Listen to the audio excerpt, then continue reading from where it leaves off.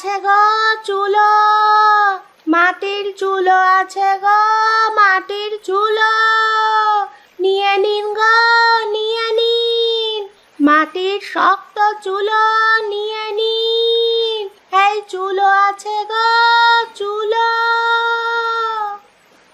কই গো গিন্নি, কোথায় গেলে? আই জলদি করে এখানে একটু আসো তো, তোমার সাথে যে আমার খুব জরুরি কথা আছে।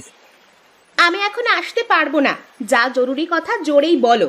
যত সব কাজের সময় ডাকাডাকি করে, বললাম যে আমার হাতে এখনো অনেক কাজ আছে। আরে গিন্নি, কাজ পরে করো, জলদি করে আগে বাইরে একটু এসে দেখে যাও। আরে বললাম তো, হাতে আমার হাতে খুব জরুরি কাজ, এখন আমি আসতে পারবো না। এই বর্ষায় ডুবে যাওয়া গ্রামে থাকতে আমার আর একদমই ভালো লাগছে না। কবে যে এই জাহান্নাম থেকে বের হব। আহা গিন্নি, ওসব কাজ পরেও করা যাবে, তার আগে বাইরে এসে দেখে যাও। এক চুলো বিক্রেতা এসেছে। তোমার তো আবার বর্ষার পানিতে রান্নাঘরের সব চুলো নষ্ট হয়ে গেছে। এখন তো গ্যাসে রান্না করো, গ্যাস যে খুব ব্যয়বহুল হয়ে পড়ছে। এখন তুমি একটা মাটির চুলো কিনে নিলে আমাকে আর অত দাম দিয়ে গ্যাস কিনতে হবে না।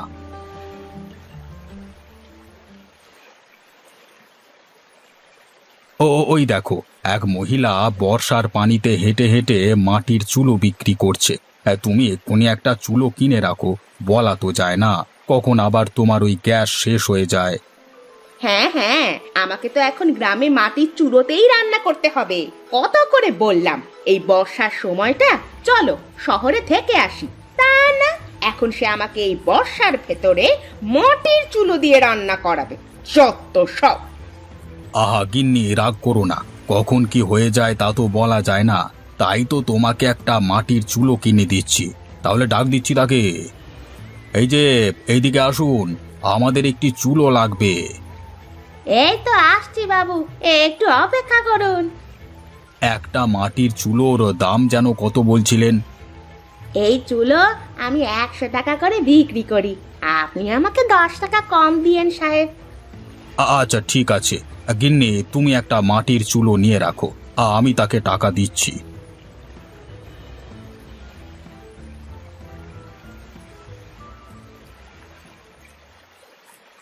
যাক বাবা, আজকের চুলোটা বিক্রি করে ফেলেছি। এবার এই টাকা নিয়ে এখনই বাড়ি যাই।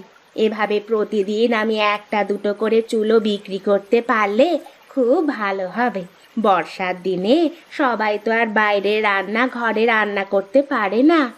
হঠাৎ করে গ্রামে যে কি হলো, চারিদিকে বন্যার পানিতে একেবারে তলিয়ে যাচ্ছে।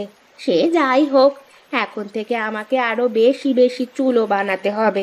এরপরে যাদের বাড়ি রান্নাঘর ডুবে গেছে তাদের কাছে গিয়ে বিক্রি করতে হবে।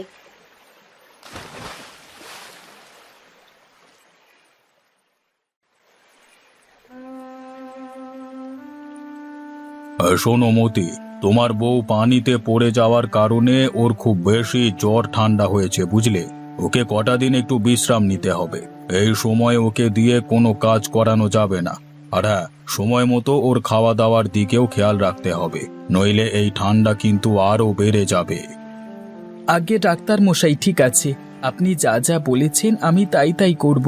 যেভাবেই হোক আমার বউটাকে দ্রুত সুস্থ করে ফেলবো। বর্ষার কারণে আমার কোনো কাজ নেই।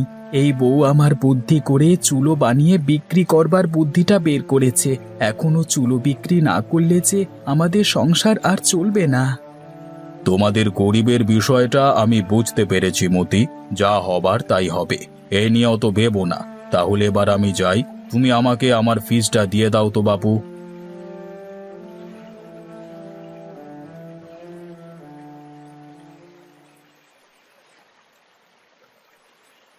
ওগো, কোথায় তুমি? এদিকে একটু এসো তো। আরে এ কি করছো গিন্নি? তুমি আবার একা একা কষ্ট করে উঠলে কেন? আমাকে ডাক দিলেই তো পারো। এই সামান্য একটা বিষয়ের জন্য তোমাকে আবার কেন ডাক দিব? আসলে আমার খুব খিদে পেয়েছিল, তাই তোমাকে ডাকছিলাম। এই তো আমি তোমার জন্য সকালের খাবার নিয়ে এসেছি। এখন তুমি বসে বসে সকালের খাবারটা খেয়ে নাও, আর আমি এখনই বাজারে গিয়ে তোমার জন্য ভালো ভালো দেখে মাছ মাংস যা পাচ্ছি তাই নিয়ে আসছি। কেন গো, আজ হঠাৎ মাছ মাংস তুমি আনতে যাবে কেন? আজকে আমাদের বাড়িতে কোনো মেহমান আসবে নাকি গো? আমাদের বাড়িতে মেহমান আসবে? হাসালে গিন্নি, হাসালে। আমাদের না আছে বাবা মা, আর না আছে কোনো আত্মীয় স্বজন। এই দুকুলে যে তোমার আর আমার কেউ নেই, সেখানে আমাদের বাড়িতে আবার মেহমান কোথা থেকে আসবে বলো তো? তাহলে যে তুমি এত বাজার করতে চাচ্ছ? সে তুমি বুঝবে না। আসলে আমি তোমার জন্য মাছ মাংস আনতে যাচ্ছি, কারণ তুমি যে অসুস্থ। তোমাকে এই সময়ে ভালো মন্দ খেতে হবে, নইলে যে তুমি সুস্থ হতে পারবে না। তাই বলে আমরা তো আর মাছ মাংস খেতে পারি না গো, আমরা তো খুবই গরিব। এভাবে সামান্য অসুস্থতায় মাছ মাংস খাওয়া তো আর আমাদের মানায় না গো। ওরকম করে বলো না গিন্নি। মাছ মাংসের কোথাও তো লেখা নেই যে এগুলো শুধু ধনীরাই খেতে পারবে। ধনী গরিব সবাই মাছ মাংস খেতে পারে। তুমি আমার সাথে আর কথা বাড়িও না। এখন জলদি করে তুমি সকালের খাবারটা খেয়ে নাও, আর আমি এক্ষুনি বাজার থেকে আসছি।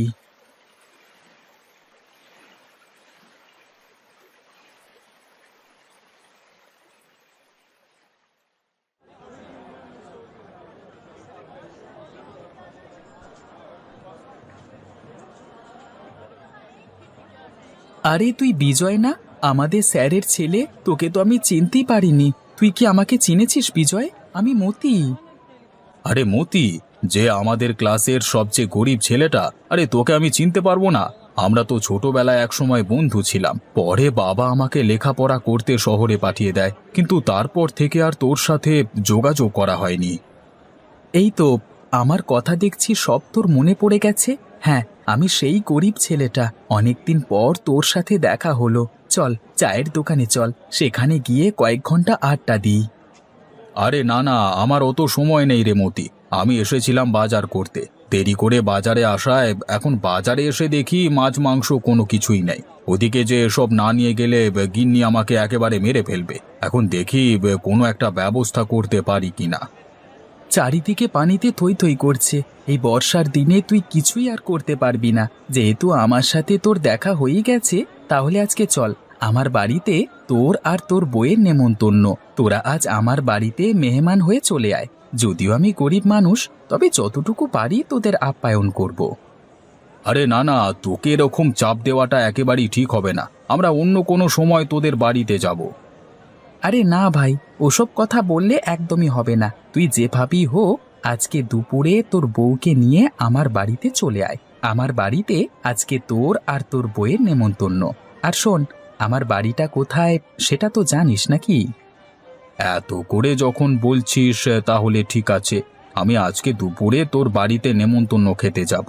আর হ্যাঁ, তোর বাড়িটা না চিনলে আর কার বাড়িটা চিনবো? সে নিয়ে তুই একদমই ভাবিস না।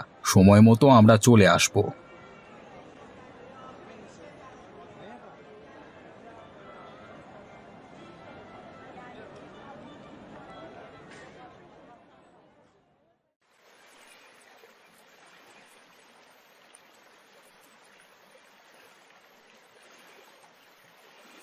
আরে ও গিন্নি, তোমার হলো নাকি? আরে দুপুর গড়িয়ে বিকেল হতে চললো, এদিকে একটা নেমন্তন্ন আছে, সেটা কি ভুলে গেছো? না না, নিমন্ত্রণের কথা আমি অত সহজে ভুলি না। নেমন্তন্ন না খেয়ে কি ঘরে না খেয়ে থাকবো নাকি? দেখছো না আমি রেডি হয়ে আছি। এবারে গিয়ে নেমন্তন্নটা খেয়ে আসি। গিয়ে দেখি তোমার কোন গরিব বন্ধু আমাদের নেমন্তন্ন খেতে ডেকেছে। এভাবে বলো না গিন্নি, হাজার হলেও ও আমার ছোটবেলার বন্ধু। সেখানে গিয়ে দয়া করে তুমি এসব কথা বলো না, এতে যে ওরা কষ্ট পাবে। আমরা হলাম এই গ্রামের সবচেয়ে ধনী। আমাদের সাথে যদি ভালো ব্যবহার না করে, তাহলে আমরাও কাউকে ছাড় দিয়ে কথা বলবো না। হ্যাঁ, এটা তুমি মাথায় রেখো।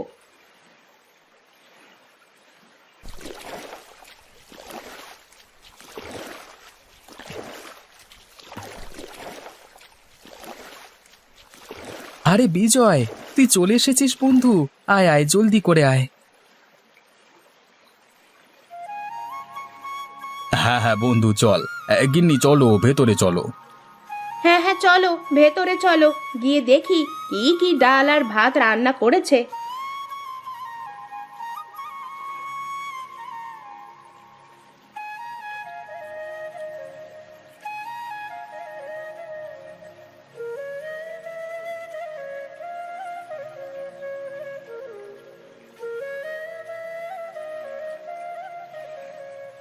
কি গো গিন্নি, চমকে গেলে নাকি? খুব তো গরিব দেখে ঠাট্টা মশকরা করছিলে, এখন দেখো বন্যার দিনে গরিবের অতিথি আপ্যায়ন কেমন। ওগো, তুমি আমাকে অপমান করো না। আমি আসলে আমার ভুল বুঝতে পেরেছি। আমার মনে যে অহংকার ছিল তা আজ এই মতির বউকে দেখে ভেঙে গেছে, যে কিনা নিজে কাজ করে তার স্বামীকে সাহায্য করে। অন্যদিকে আমি যখন যা চাই তাই এনে দেওয়ার পরেও উল্টে তোমার সাথে খারাপ ব্যবহার করি। এভাবে বলো না গিন্নি।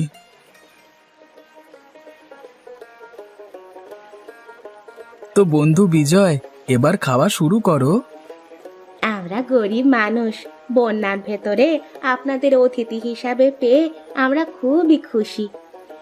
আমরাও অনেক খুশি হয়েছি আপনাদের নেমন্তন্ন পেয়ে। একদিন আপনারাও আমাদের বাড়িতে নেমন্তন্ন খেতে যাবেন।